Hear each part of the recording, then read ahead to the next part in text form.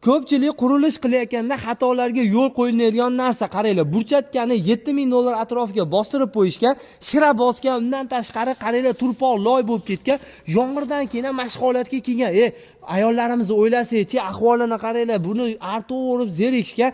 Endi agar siz Lexandan qiladigan bo'lsangiz, Naves anchagina mustahkam va undan tashqari obto qor yomg'irdan saqlaydi va shunaqa burchakkingiz raso bo'lmaydi. Shuning uchun uyda egalari birinchi o'rinda Lexandan Naves qilib, keyin burchatga bostirib, keyin qolgan tashqi remontlar qilish kerak. Qaranglar, bitta tashqi remontlarni ham qilib qo'yishgan, urinib o'zi sekin yomon holatga kelyapti. Shuning uchun shunaqa Lexandan ustakalarimiz 350 ming so'mdan kvadratini hamma yo'g'i ichida chiroyli holatda 12 ta viloyatga hamma yo'g'i dastlabki ustanovkalarni qilib berishyapti. Bu xonadonimizga 450 ming so'mdan Lexandan lazerli varianti eng yaxshisidan kraskalari ham zo'ridan qilib berishgan.